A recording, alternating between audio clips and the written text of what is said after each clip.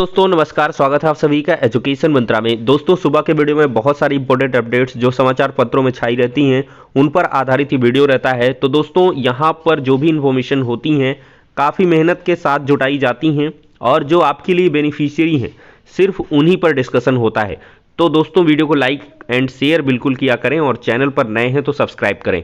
तो दोस्तों सबसे पहले हम बात करेंगे सीटेट में 26,000 सीटें बढ़ी और सारी की सारी जो सीटें हैं वो फुल हो चुकी हैं और इस बार दोस्तों रिकॉर्ड तोड़ आवेदन हो रहे हैं। आवेदन का अंतिम मौका है।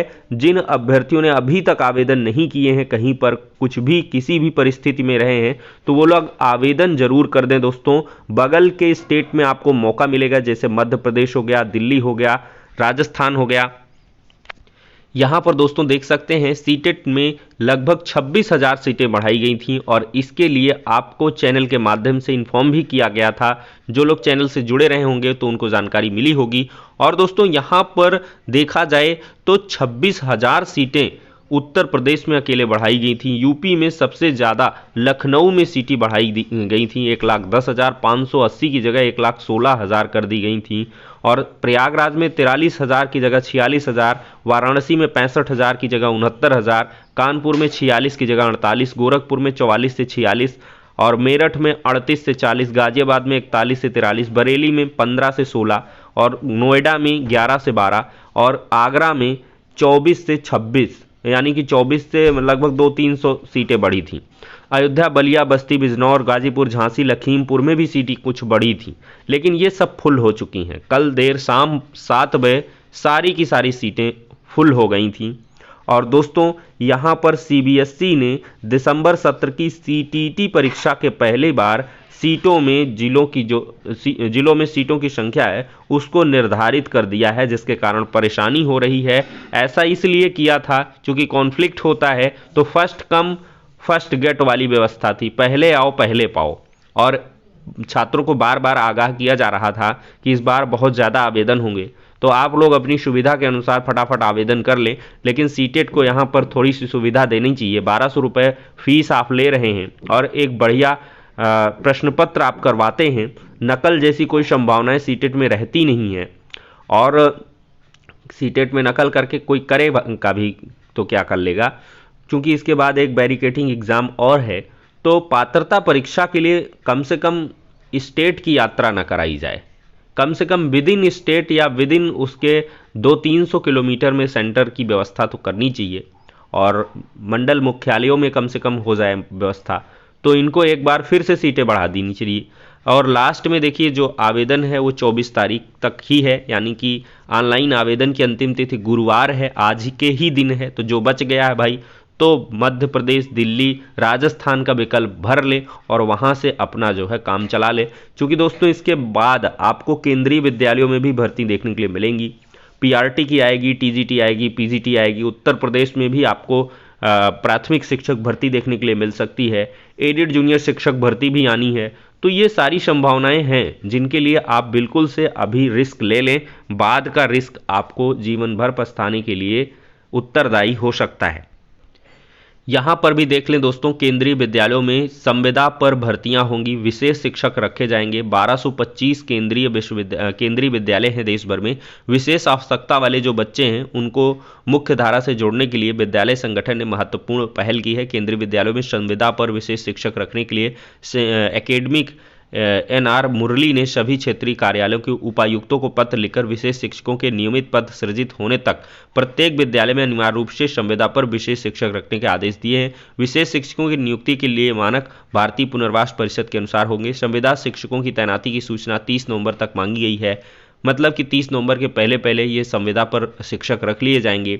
तो भाई आप लोग लगातार अपडेटेड रहें स्पेशल एजुकेटर की भर्ती के लिए, और जो लोग इसके लिए निर्धारित पात्रताएं रखते होंगे तो उनको मौका मिल सकता है। और 5वीं तक 10 दिव्यांग पर एक शिक्षक का प्राविधान है। तो ऐसे में 1225 केंद्रीय विद्यालयों में जो भर्तियां हैं वो आएंगी। संविदा भले ही, लेकिन 20-25 हज़ार रुपये आराम से केंद्रीय विद्यालयों में मिल जाते हैं। दोस्तों असिस्टेंट प्रोफेसर भर्ती में 36 और पद बढ़ चुके हैं। एक विज्ञापन संख्या 51 के तहत अब आयोग ने सबसे पहले 917 पद पर आवेदन मांगे थे। अब दोस्तों यहाँ पर जो पदों की संख्या है 1017 हो गई है। देखा जाए तो ACF-RFO 21 का परिणाम घोषित हो चुका है। लोक सेवा आयोग ने 21 का अंतिम परिणाम बुधवार को जारी किया है। सहायक वन रक्षक के 1 और क्षेत्रीय वन अधिकारी के 15 पदों पर चयनित अभ्यर्थियों की सूची आयोग की वेबसाइट पर जारी कर दी गई है। मामला है 29,334 शिक्षक भर्ती का। सुप्रीम कोर्ट ने मांगा है ब्यौरा और पूछा है कि 23 मार्च 2017 के बाद नियुक्ति पत्र जारी किया गया नहीं। अब जनवरी में सर्वोच्च न्यायालय में इस मामले की सुनवाई होगी। हफ्ते अगर देखे जाए तो 4 दिए गए हैं। 7वें और 8वें दौर की जो काउंसलिंग में भाग लिया था या जिनके दस्तावेज का सत्यापन हुआ था उनको नियुक्ति पत्र जारी किया गया है। जारी किया गया है तो उसकी तारीख और अभ्यर्थी को मिले अंकों का उल्लेख भी हलफनामा में देना होगा और यहाँ पर खाली पदों का ब्यौरा भी मांगा गया है। अभ्यर्थियों का दावा है कि गुमराह कर रहे हैं अफसर।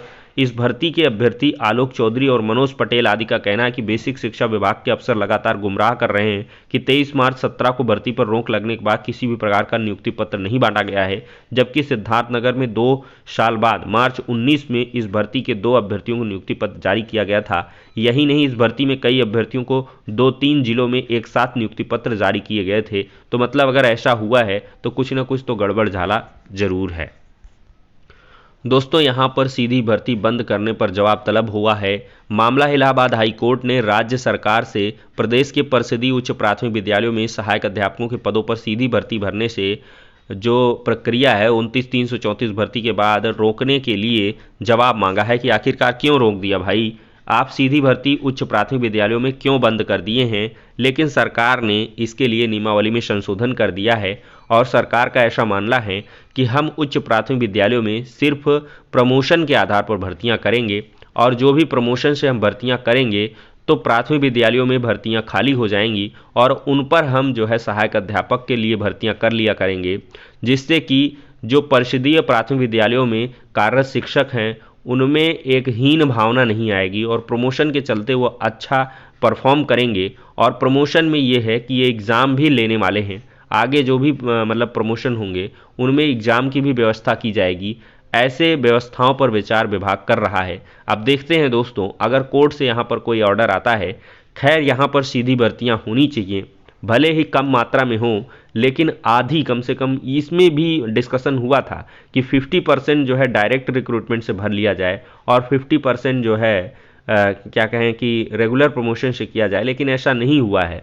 60 और 40 पर शायद बात हुई है। एक बार निकल के आया था पेपर में कि 60% पर हम जो परिषदीय प्राथमिक विद्यालय में टीचर हैं उनके एग्ज़ाम से हम लेंगे 60%, जिसमें सभी को हम मौका देंगे, और 40% जो सीनियरिटी बेसिस पर होगा, रेगुलर मतलब प्रमोशन जो होता है। मान लिया कि आप 10 साल 15 साल पढ़ा चुके, 8 साल पढ़ा चुके और जो टॉप मोस्ट सीनियर टीचर है प्राइमरी का, तो उसको सबसे पहले हम मौका देंगे उच्च प्राथमिक में। लेकिन भाई इसमें क्या होता है कि जब उसको आप बूढ़ा कर डालेंगे, बूढ़ा इन ए सेंस कहें कि पढ़ाते पढ़ाते प्राइमरी में वो प्राइमरी का ही हो गया, फिर आप उच्च प्राथमिक विद्यालयों में ले जाएंगे 6 to 8 में, वो कहाँ उस हिसाब से परफॉर्मेंस दे पाएगा। या तो आप 3 साल में सीधे एग्ज़ाम की व्यवस्था करिए, जो अच्छे बच्चे होंगे मतलब बढ़िया प्राइमरी वाले वो जाएंगे उच्च प्राथमिक में। और मेरे हिसाब से तो 50% पोस्ट जो है डायरेक्ट रिक्रूटमेंट से भरनी चाहिए। जो बीएड करे हुए कैंडिडेट हैं, बीटीसी करे हुए कैंडिडेट हैं 6 to 8, कम से कम उनको भी रोजगार का अवसर मिलेगा। और जैसे 29,334 भर्तियां बहुत ज़्यादा की गई थी और मेरिट बेस की गई थी, वो थोड़ा सा गलत हुआ था। इसको एग्ज़ाम बेस किया जाना चाहिए। और फिर से जैसे टीटी आप ले ही रहे हो तो एक भर्ती अगर हो जाती है तो कम से कम 10,000 5,000 पोस्ट पे आप भर्तियां कर सकते हो। जैसे कि एडेड जूनियर में 1894 पोस्ट पर हुई, तो कम से कम 5,000 पोस्ट पर भी अगर भर्तियां होती रहें तो काफ़ी बढ़िया रहेगा। अब देखते हैं, कोर्ट ने जवाब मांगा है, इसमें खैर मेरे हिसाब से कुछ ज़्यादा होना नहीं है, चूँकि नियमावली बनी है और रिक्रूटमेंट कैसे करना है, क्या करना है, ये सब जो है सरकार के ऊपर निर्भर करता है। कोर्ट इसमें हस्तक्षेप नहीं करेगी। अब दोस्तों हम बात करेंगे माध्यमिक शिक्षा विभाग के रिक्त पदों पर जल्द भर्तियां होंगी। ये गुलाब देवी हैं। रिक्त पदों पर भर्तियों के लिए आयोग को ब्यौरा भेजने का निर्देश भी दिया जा चुका है और कहा है कि बोर्ड परीक्षा प्रणाली को बेहतर बनाया जाए। और माध्यमिक विद्यालयों में देखा जाए, राज्य मंत्री स्वतंत्र प्रभार गुलाब देवी ने कहा है कि ग्रुप सी और ग्रुप डी में जल्द भर्तियां होंगी, जिससे कि जो माध्यमिक शिक्षा विभाग है वो और भी बेहतर कर सके। तो ग्रुप सी और डी के पोस्ट के लिए सभी लोग तैयार रहें। माध्यमिक जो शिक्षा विभाग है उसमें आपको मौका मिलेगा। विजय किरण आनंद जी को जैसे ही बागडोर दी गई है माध्यमिक शिक्षा विभाग की, तो एक से बढ़ के एक परिवर्तन होने जा रहे हैं। अब कक्षा 9 से 12 तक का जो तिमाही छमाही मूल्यांकन होता था उसमें OMR सीट का इस्तेमाल होगा और एक ऐप के माध्यम से इनका मूल्यांकन किया जाएगा। इसके लिए जो विस्तृत कार्य योजना है उसके बनाने के लिए महानिदेशक विजय किरण आनंद जी ने आदेश दे दिए हैं और कार्य योजना दिसंबर के अंत तक शासन को सौंपी जाएगी। अगले सत्र से इसको लागू भी कर दिया जाएगा। बेसिक शिक्षा विभाग में सरल ऐप के माध्यम से ऑलरेडी जो मूल्यांकन है उसके किए जाने का प्रावधान है। तो फिलहाल के लिए दोस्तों ये हो गया आज का वीडियो। दोस्तों यहाँ पर एक इन्फॉर्मेशन छूट रही है। बीएड बनाम BSTC की जो फाइनल सुनवाई है आज 2 बजे के बाद होगी सुप्रीम कोर्ट में। हालांकि जो बेंच है वो बदली है, एक जज साहब जो है नए आए हुए हैं। अब देखते हैं कि इस मामले में क्या डेट मिलेगी या फाइनल बहस हो जाएगी, क्योंकि MHRD ने पूरी तरीके से तैयारियां कर ली हैं। मतलब जो भी कमियां छूट गई थी सब पूरी हैं और फाइनल बहस होनी है, लास्ट बहस है। अब देखते हैं, आज फाइनल भी हो सकता है और इसमें डेट भी मिल सकती है। दोनों की संभावनाएं 50-50 हैं। तो फिलहाल के लिए जो जैसी इन्फॉर्मेशन होगी आप सभी को प्रोवाइड करेंगे। इतना ही इस वीडियो में, नेक्स्ट में मिलते हैं।